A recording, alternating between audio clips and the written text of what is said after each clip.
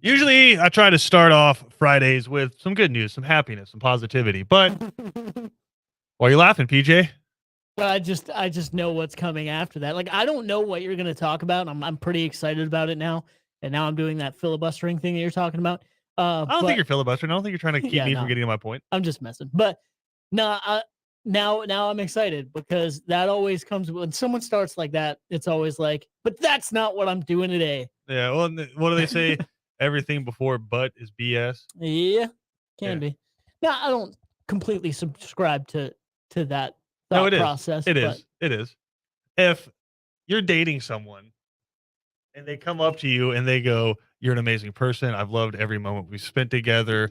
I cherish our time. this You is my make thing. you make me a better person." But Certain parts of that sentence could be BS. Like, for instance, you're an amazing person. Because hey, Christian, you are an amazing person, right? yeah, but I don't. The the It's whole fine. the whole I've loved every part of being together with you. That's the BS part Or okay, because okay, like let's do then it. we wouldn't be Let's having do this it. next College conversation. football head coach. I love the University of West Texas, Montana State, and it's been the pride of my life to be the head football coach. I love every single one of these players in here. They all have my number. If they need anything, they can call me, and I am gonna be jackalope forever. But it's But like everything before but is BS. most of the time, Okay, so anyway, like I said, because there's some situations that aren't like that. Anyway, it's fine. you think about one while I continue it. If you could find one situation in which but everything before but isn't BS, Two things can be true at the same they can be, but time. so so if you continue that sentence, is two things being true at the same time not true? Right? Exactly. So you I would never use that in a sentence together. I would never put but in that sentence. anyway, I'm sorry. That being said, can we I'm sorry. you're being a butt right now. Can we get to the point? I That's like why I this. said I'm sorry because I realize what I've done to this conversation. I've done this to 3 now before, so we're doing it again. Oh no.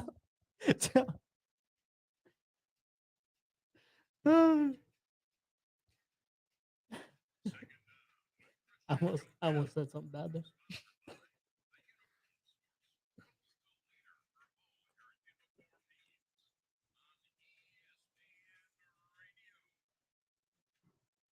Welcome to Second Down right here on ESPN Radio. Christian Gokel alongside maybe PJ Zuko. We're going to find out. I usually like to start off We'll Fridays with some positive news, some happiness. We like to have fun on Fridays, but got some bad news to get to.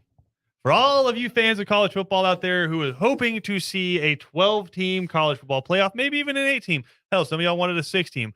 For anyone out there who wanted something beyond what we have right now, bad news. You're going to have to wait until 2026 until you potentially see it. No agreements were able to be filed today. The College Football Playoff Committee met, which is all of the commissioners and Notre Dame's athletic director. Still love that. But that being said, couldn't come to a consensus, and so they're going to keep things the same. A lot of the disagreements came with how much bowls were going to be involved in it. The ACC really didn't want to see this get pushed through without taking a big, hard look at what college football is going to be in the future. Because remember back, this really started tracking pre-media days last year where you had like the secret meetings in airports and stuff like that. Greg Sankey and Bob Bowlesby and those guys meeting and discussing potentially moving to a 12-team playoff format and then presenting it because they found it to be the way in which most people were happy. And then SEC Media Days happens, which if you forget what happened at SEC Media Days, it wasn't just Lane Kiffin gawking at the numbers of Bryce Young's NIL deals. It was Oklahoma and Texas, the rumblings and the announcements starting to come out that they could be on the move to the SEC. So once that happened, everything kind of hit a skid, and now the brakes have fully been locked on. And so we are going to see what we have now until 2026. And for the people who are like, oh yeah, don't say never. No, like this College Football Playoff Committee came out and said, we'll reapproach this at the end of the current deal, which expires in 2025. So unfortunate news, PJ, for all those fans out there whose teams hover between 8th and 9th. Well, I mean, for a lot of fans, I think. I mean, it is what it is. I am disappointed in the news for sure. That because I feel like again, even when you had conversations going on in like October and November, and basically it came out like we need to get this done by December, or it's not going to happen. Or at least it's not going to happen for the upcoming year. I thought there was some traction there, and obviously that those meetings kind of came and went. So it's frustrating because I was just listening to some people talk about this before we came on, and it is frustrating because I feel like we have progressed, obviously, in the way we decide our champion in college football. And progressing is one thing, but there's being good enough and a little bit better than before, and being the best you can have, and really finalizing that. And do I know what the perfect system is? No, but I know that 4 teams for a college football sport that has 5 power conferences and even more conferences than that can compete. I know that 4 teams isn't right. Sure, is it right for your TV ratings and your arguments and the media who want college football to be talked about no matter what? That's the BJ. That's the BJ argument, right? Which is negativity is still creating a conversation, right? But it doesn't always have to be negativity. Like I think we've seen in the past that negativity driving the force of people talking about your subject or people talking about you isn't always a good thing. Like, sure, is it good for a little bit? Fine, it keeps your numbers up, but is that lasting? No. So yeah, it is frustrating. It does frustrate me. I don't think 4 is the best. What's funny is when this came out, like I still remember the 4-team college football playoff being announced and people laughing at that it was till 2026. At first, I was like, man, we got to wait till then to restructure this, and then the conversation. No, it'll get done before that. It'll get restructured. And now, no, it's really happening. So it is frustrating. Is it good enough? Sure. Like I'm fine with the 4-team college football playoff, but am I happy with it? Not really. Well, let me say this. In my opinion, when it comes to the playoff system, the only reason to go to 12 would be for money, and it would be just to get more games in. Because it's not to better determine who the best team in college football is, in my opinion. Because I think pretty clearly you knew who the 2 best teams in college football were this year. And it kind of got proven again in the college football playoff where Michigan manhandled Ohio State, like smacked them around to where Ohio State, who had a juggernaut offense, was just getting big boy footballed against Michigan.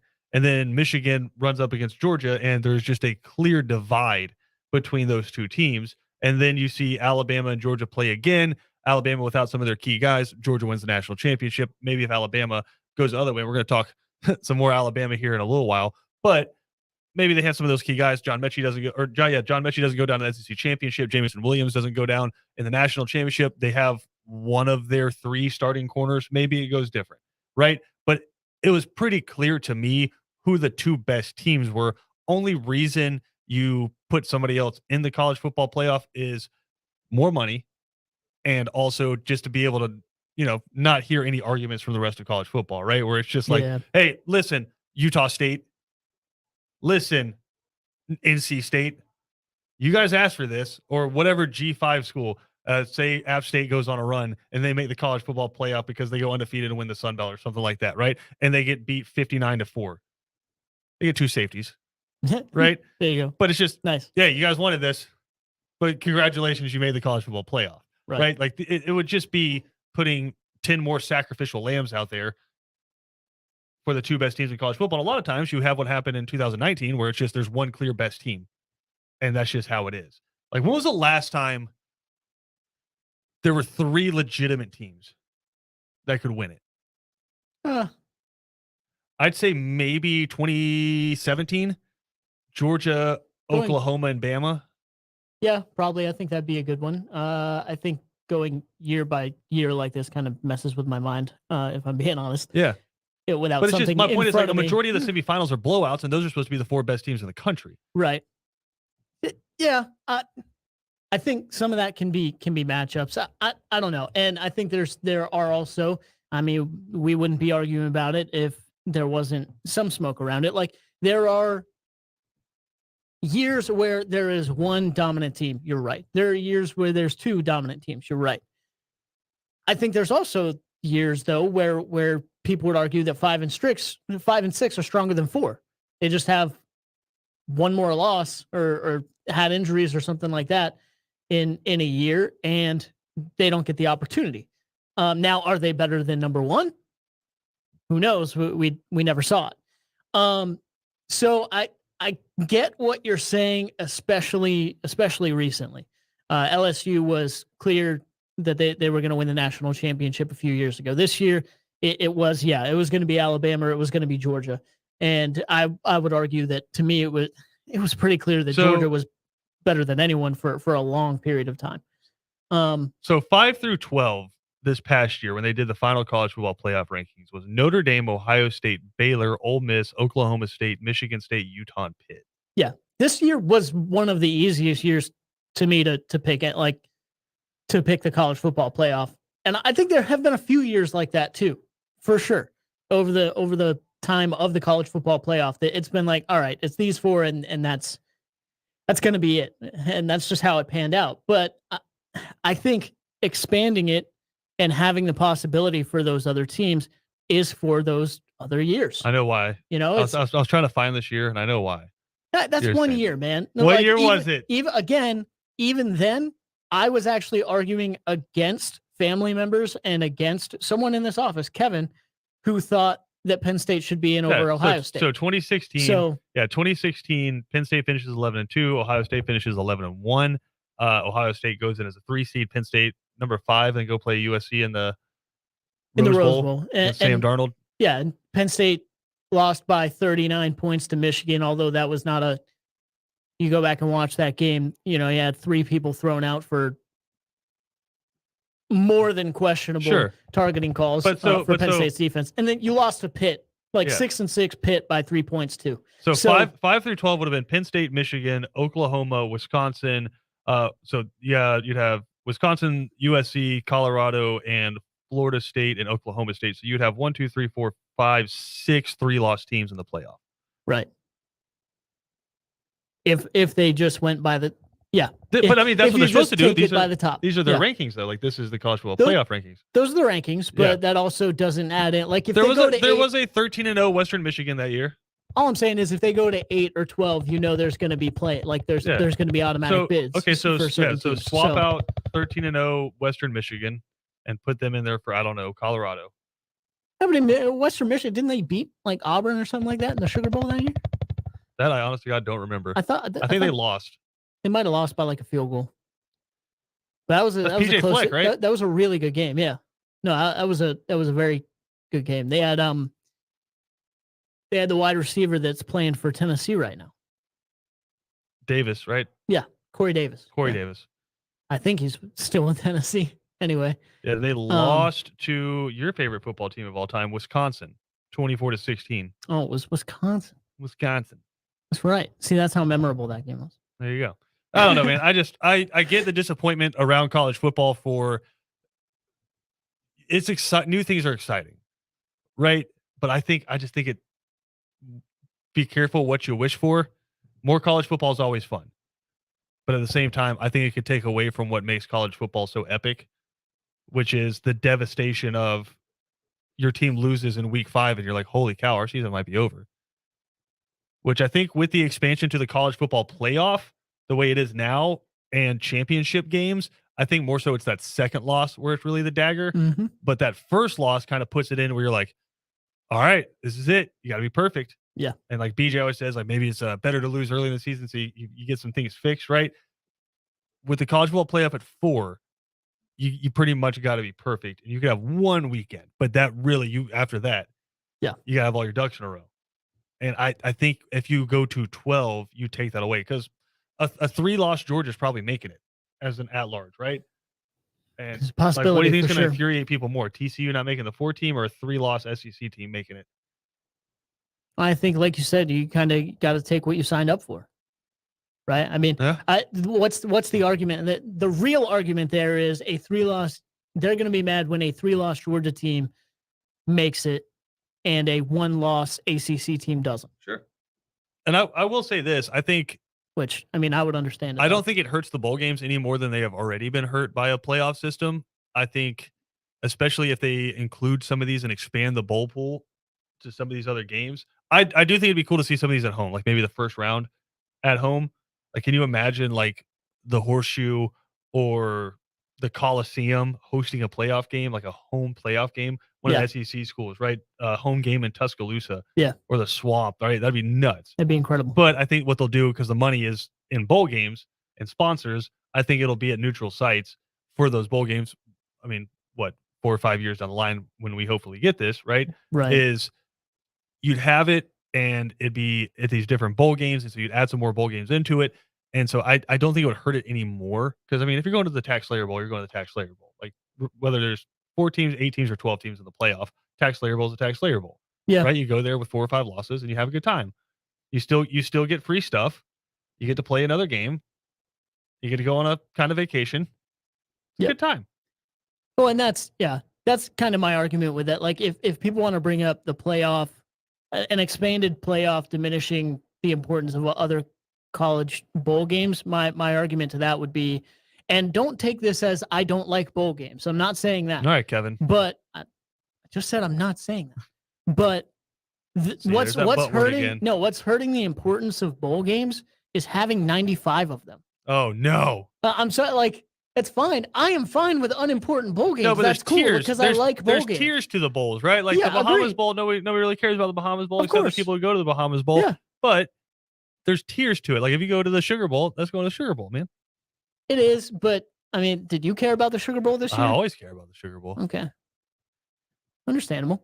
But I mean, that's my argument. That I at least will hear the importance of the regular season coming into play a little bit, and I get that. But at the same time, I guess unless you're in the SEC, which that's where, of course, everyone down here is, unless you're in the SEC, I still think the regular season's pretty darn important, even if it's an 8 or 12 team playoff. But I mean, that's still where you build your team. You still got to have at least, like, you got to meet a threshold. Like, you can't go out and be 8-4 because then you're probably not making it to your conference championship game anyway. Yeah. And you're done. So I still think, like, especially when you talk about the importance of the regular season for an ACC or like a Pac-12 team right now, there's stress on every single game for sure. Because if you lose one of them, then you're getting compared to it, like you just said, a 3-loss Georgia team. So I think the importance of the regular season is still there. Diminished a little bit, sure. I think very, very much so diminished. I think that's a dangerous thing to say. I think it very much so diminished it when you go to the 12 team. But that being said, it's okay. Good thing about it, silver lining, gives us something to talk about for the next 4 years. So get ready for that. I said we we're going to talk some more Alabama football. Nick Saban has some things to say about why Alabama lost the national championship to Georgia. We'll dive into that a little bit later. When we come back, going to be joined by Jake Crane of the J-Boy Show. He thinks one of our former local high school football stars is going to play a pretty significant impact in the SEC next year. We'll dive into that when we come back right here on Second Down on ESPN Radio.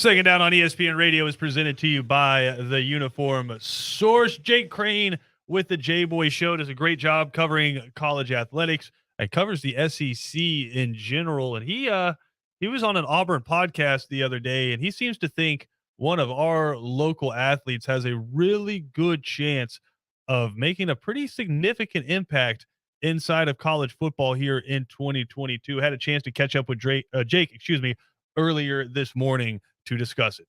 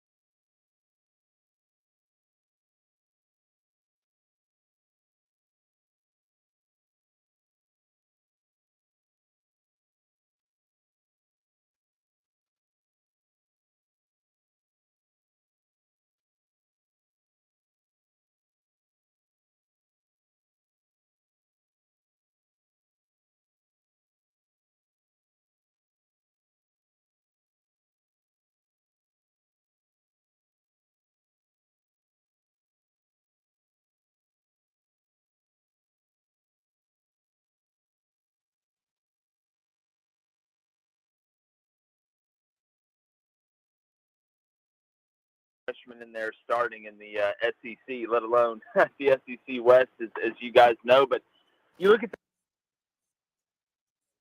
beat up. He's going to be very limited in the spring.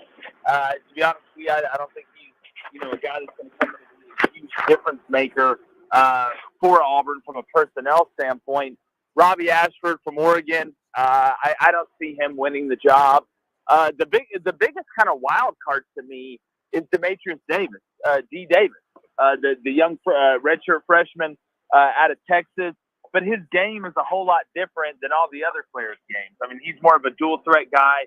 It looks like Brian Harsin wants to run a pro-style offense. You just wonder, when you have a bunch of quarterbacks that are built for a pro style and you only have one that's built for more of a dual-threat style, will you change and re-engineer the offense to fit one guy? That's the biggest question. So while it's not a great situation to start a redshirt or a true freshman quarterback, I really don't think he will start. My biggest thing was that he probably has the most upside of any of those guys.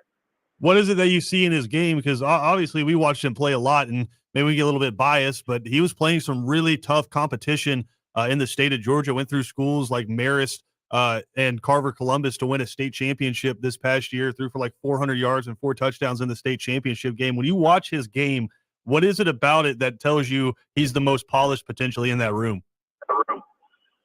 Well, I don't think he has a lot of weaknesses. You watch what he does. You watch the way he operates. He can, obviously throw from the pocket. It looks like he understands what he's seeing. He'll only get better at that. But his ability to throw from different arm angles, his ability to throw on the run, his ability to anticipate. Because, look, it's just like anything. Most people that are the best at something have the around it. They could just, kind of sense things and do things that other guys can't. And at a very high level, as the young kid that you can see on the field. So, we talk about leadership and all that stuff, and there's a lot of good leaders out there. But when you kind of put leaders with the type of moxie that he has, I think that's why he has a chance to do some damage and maybe do some damage early. And I know, especially in the SEC, it can be all about narratives and storylines throughout the year, especially a team that lost, 5-6 games in a row to finish the season. So in Auburn, maybe a quarterback that's not a retread, maybe that fresh start could be what Auburn needs. Yeah, but and again, you guys have kept up with it as long as I have. It's not a situation you want to be in unless you have an alien. Very rarely does a true freshman, be able to come in high school at any position, let alone the quarterback position, and be able to do damage to guys that have been in the collegiate weight room for 3 to 4 years. I mean, you're basically playing against NFL players most of the time. So I think it just speaks to his talent level. I think it speaks to his upside. And I'm excited to see how Holden does. I like his vibe too. And Yeah. he stuck with Auburn when you had a lot of changes. I mean, hell, they still don't have an offensive coordinator, which is a pretty big deal when you're playing quarterback. No, for sure. And just, I guess, kind of transitioning from that, you've been intrinsically covering this past, I guess, 2 months now, really since the Derek Mason news kind of broke, but then just the scandals and the storylines and the fake Auburn Twitter accounts posting that Auburn or Brian Harsin had been fired, just all of the craziness around it. Can you kind of just give us what actually happened in that situation? Yeah, I mean, here's the thing I don't understand. When you look at Auburn, and look, Auburn has gotten in its own multiple times. Schools get in their own way. Sometimes it happens, but it's masochism at its finest. You drug yourself through the mud, ultimately for no reason. You were put in the public eye for no reason. I call it the Edward Norton syndrome from Fight Club. You were just beating the hell out of yourself the whole time, and then you find out at the end it's really for no reason. There you go. Could it end up being a blessing in disguise, though? Because I was looking at this whole situation. I was thinking, man, Auburn's on the very cusp of maybe becoming Florida State here, where you give a guy a year and a half, and then you fire him, and all of a sudden you're looking like Florida State. Yeah, well, again, there's a bunch of ways that you can look at it. My thing when I look at it from a whole is a lot of damage has been done. Like the negative recruiting that's going to take place is going to take place. And if you're Brian Harsin and you're Auburn, let's say Brian Harsin goes and balls out for 2 years, and then somebody comes and offers him another job. Not that there's a bunch of better jobs that are better than Auburn, but if you're Brian Harsin, are you really trusting the administration that the first time it goes bad, you're not going to try and do this again? So I think it's a double-edged sword. That's why I said, I mean, you did all this damage to yourself for no reason. There you go. Jake Crane, host of the J-Boy Show, kind enough to take some time with us. Jake, we appreciate it, man. I know you're busy out there, middle of college basketball season. Hell, Auburn's a basketball school now, so I know you're staying busy. Yeah, we cover everybody, man. We got a big announcement coming up here at the end of February, early March, launching on a brand new platform that's massive. We're really excited. You can find us right now at the J-Boy Show YouTube channel. You'll see the Win the Water Cooler slogan. I literally came up with that out of nowhere, which is hilarious. But check us out on Twitter and social media at the J-Boy Show. But now, yeah, college basketball, it's hot and heavy. March Madness, babies, it's on the doorstep. The greatest postseason sporting event on the planet, not in the planet. I don't know what they're doing in the planet. Listen, we covered Georgia basketball here, so we don't know a whole lot about that whole March Madness thing. But it sounds Tom Crean's got to be gone, right? You would think so. You would certainly think so. But hey, March Madness sounds fun. Maybe one day we'll see Georgia get there. Who knows? But again, Jay Crane joining us here. Like I said, he covers college sports in a way I think a lot of our fans would really enjoy. He mentioned all of his tags there, but follow him on Twitter at the J-Boy Show to find all of his stuff. Jake, I appreciate the time, man. Enjoy your weekend. All right, buddy. Y'all appreciate y'all having me. Y'all have a great weekend as well. Again, Jake Crane, host of the J-Boy Show, kind enough to take some time with us there. We got more to come here on Second Down. We'll dive into some more college football next.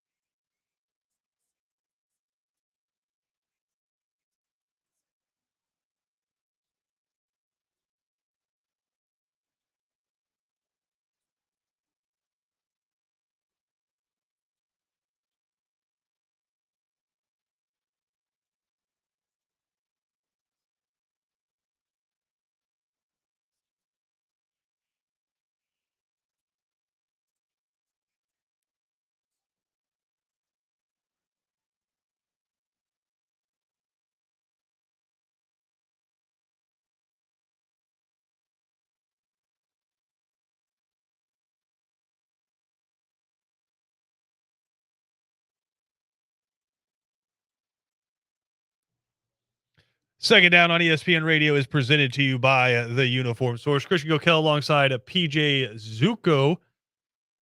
Cameron will be hanging out with PJ a little bit later as they cover the Region 3 3A championship game there between Groves and Windsor Forest. That coming up about 6:30, depending on when the first couple of games get finished there. But PJ, you know, you have many skills.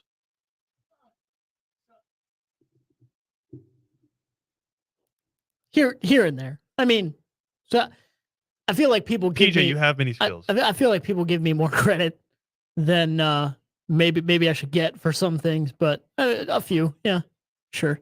One of them, one of those skills, PJ, I think is leadership. Hey, All right, what? you know how to get out there. You know how to take charge of a situation. Thanks, man. You know, I appreciate and that. so I like listening to guys like you. You know, you guys give impassioned speeches. You Yeah. fire up the troops.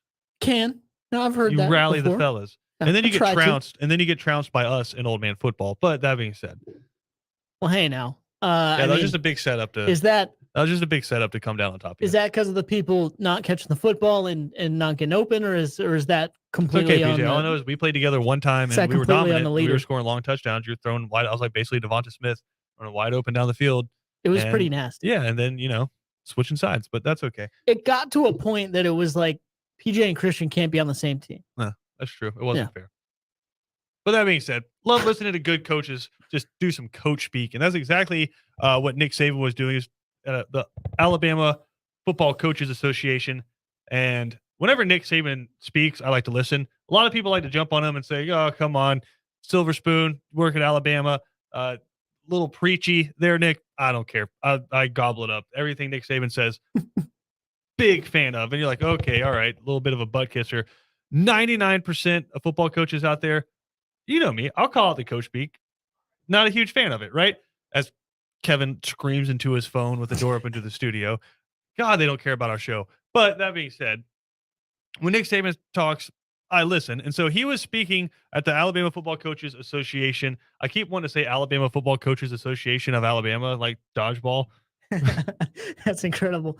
Maybe they should be probably called that. But that That'd be being great. said, he gave some reasons as to why Alabama lost the national championship. And like with anything Nick Saban does, he tries to put a message behind it to his current players, right? But a lot of people are jumping on Nick Saban and saying, this sounds like excuses. I want to get PJ Zuko's take on whether or not this sounds like excuses to you. Our team. All right, we lost the national championship game. All right, because basically, we had three corners out, both starters and the best backup. All right, so we're playing with some guys that didn't have a lot of experience, and it eventually got us in the fourth quarter.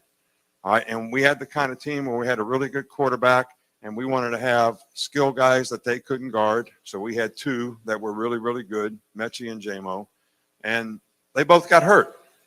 So now we were playing with guys that typically didn't have to play at those positions. So the lesson to be learned was there were three guys, and I'm not calling out any names, that basically didn't do the things they needed to do throughout the season, because they were frustrated with their circumstance. And this is a story that you should take back to your team so players understand this. So they're frustrated with their circumstance because they're not playing as much as they want to. They're outcome oriented. They want to worry about how many balls they catch or how much playing time they get or whatever it is.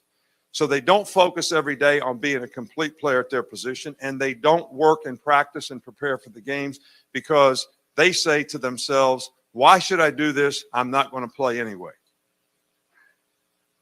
So we had three guys. They all had a significant role in the national championship game, and not one of them, not one, could take advantage of the opportunity that they had because they never ground through it. They never made themselves the best player they can be, and when they got the opportunity, they couldn't do it. It's a lesson for everybody. What comes first?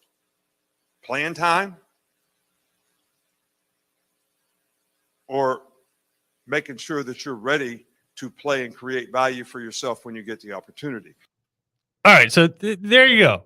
And of course, I have to come back with an all right. I just yeah. It's right. so prevalent, But especially like I don't know. It's his crutch word. But that being said, and everybody know. All right, All right. All right. That being said, the message there, right? He says we have a bunch of guys out, and then 3 guys. Well, I'm not saying who. I'm not saying who. Yeah, right. We had 3 guys, and they were more worried about complaining about not playing all year than getting ready. Does that sound like excuse making to you, or is that just Nick Saban dropping some word knowledge on us? I don't think it sounds. It started to sound like excuses. When he started to explain the situation, which that started that the beginning of. Okay, I'd can I say say the this? first half Can I say sounded this? like If your excuse is that we lost 2 first-round pick wide receivers, we lost our 3 starting corners, our 2 outside corners, and our nickel, I think if you're gonna do excuses, yeah. I I mean, think that's a pretty fine. damn good That's excuse. fine. That's a great excuse. It's also like you can't change that. It happened, man. It is what it is. Like, and he listed. I'm just saying he listed that. Like everyone knows. Like everyone knows that happened. You don't have to go through that again. I really do though. If I'm being honest, like yeah, I think that has, especially with think about the situation that not only college football coaches but college football players are in every single week nowadays, and it's do I transfer? Do I get out of here? Okay, I'm glad you know brought what I that mean? up. Because I'm glad you brought like, that up. am I just because these 2 guys are in front of me? Like, who knows if I get the opportunity next year? I got 17 5-stars coming in behind me. It's every single week. So to hear him say that affected those players, and as a coach, when I mean, let's be honest, like the biggest thing he has to do on the football field is keep control and keep a gauge on his players and like where they're at, right? And if he's seeing that every single day, every single week, and that's actually something that he's seeing, then yeah, I think that is a big point. Now, Well, hold on, one could also argue that you're at Alabama and those guys are 5-stars and they should be able to just go out and with pure skill and be able to do what they need to do. They could against any team but that one. But not Georgia. Yeah, not the best defense. Yeah, you in could college do it football. against any defense Agreed. but that one. Yeah. But I'm glad you said what you said, because Josh Pate from 247, he said every other coach in America, and this is true of every single coach, they are kissing 5-stars butts, trying to say, hey, here's what you need. Like, we got you. We're going to take care of you, whatever you need. Just don't leave. Right? Nick Saban's out here like just publicly daring him to do it. Well, not only that, he just went out and got a replacement for one of them. At least one of them. And right? Jermaine Burton, yeah. Exactly. Well, no, 2 of them, because he went out and he got Jermaine Burton, and then he goes out and gets Eli Ricks from LSU, Exactly. the corner, the best corner in the country. So it's just, I just love that, because Nick Saban's out here saying in a world where we are doing everything we can to keep 5-stars happy, to keep them on campus because they can leave now whenever they want to for free. Nick Saban's out here publicly daring them to do something. And that's why, that's why I actually hilarious. respect what he said. Like, I don't view that very much as, listen, there's excuses for things and then there's reasons. And then to me, there are 2 very different things. Reasons is stuff that actually, it happened. It is what it happened. And whether it sounds outlandish or not, it's true. Excuses are, this held me back for, like, you're talking about being late to something. This held me back for 45 minutes. Like, dude, that affected you for 5 minutes. Like, so that's an excuse, right? So, yeah, I do believe absolutely what he's saying because of that reasoning behind it of, if that wasn't true, why would he be saying it? If that wasn't true, why would he be daring them to get out of there? That's not going to make them happy at the end of the day. But also now it kind of puts the onus back on the players of, all right, what are you going to do with it? Are you going to come back? Are you going to be ready for your shot next time? Or are you going to let that get to you and let it affect you and keep doing more of the same? And also, if you're Nick Saban, you're saying, are you really going to transfer? You're a wide receiver and From you're going to leave. Alabama, yeah. You're going to leave Alabama. Come on, man. You got We're- Bryce Young coming We're back. about to pump 2 more into the NFL, Yeah. Get out of here. Or don't get out of here. or do whatever you want to. We'll do whatever. We're Jermaine going to Burton. be here no matter what. Yeah, I got Jermaine Burton. It's fine. We'll be back in the college football playoff no matter what next year. It's fine. With or without Fascinating. you. Fascinating. And anytime Nick Saban's got something to say, this show, Nick Saban stand account. This show right here. I don't even think it's not even stand. It's like I am. respect, man. No. I just, when people say stand, I think it's like, oh, they think it's over the top and It without purpose or without reason. No. He absolutely deserves everybody's respect. And when Nick Saban does go to talk and say things you probably should listen. All right. All right, All right. I think.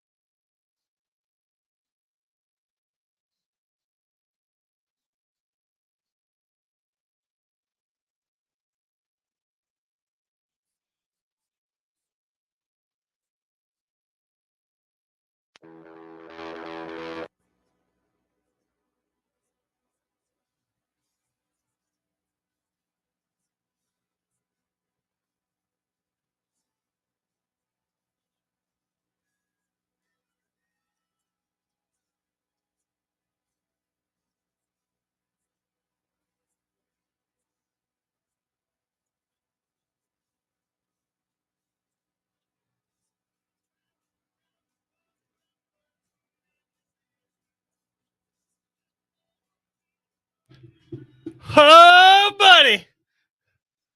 You know what weekend it is. Get it going. We got the Daytona 500 That's it. coming your way this weekend. I'm glad you're talking like that because it makes me not have to. But yes, sir. Could your voice handle it right now is the real question. No, probably, but we need to be able to handle the excitement for later as well. And for Sunday morning, green, white, checker. That's right. Is there any other song you should be blaring besides this one? I mean, song of your choice, but I mean, this is the one that I would choose.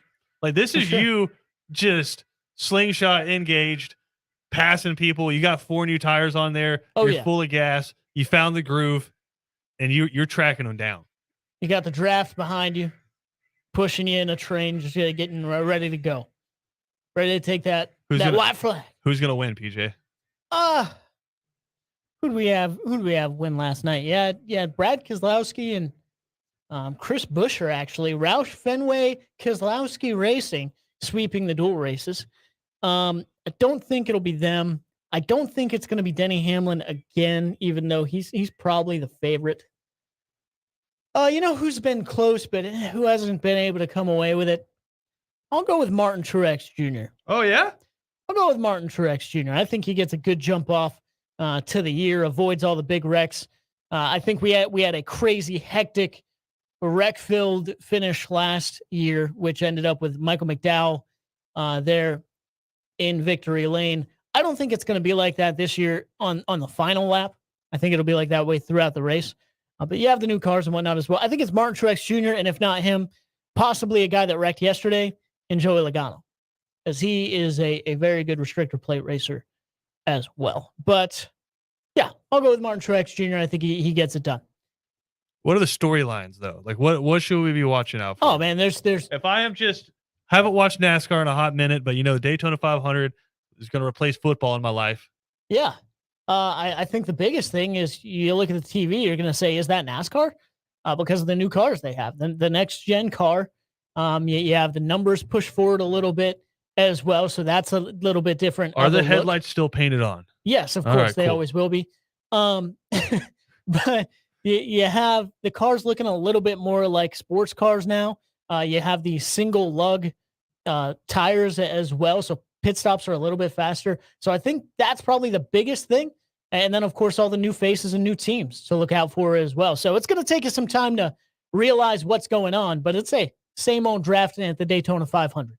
There we go. Again, green, white, and checker coming up 9 a.m. Sunday morning. 99.30. There we go. 9 a.m. Sunday morning. PJ Zuko going to be breaking down the Daytona 500 with the fellas there. So be sure to catch the return episode there of Green, White, and Checker. 3 and Out coming up next right here on ESPN Radio. Ben Troop and Kevin Thomas getting you ready for the weekend.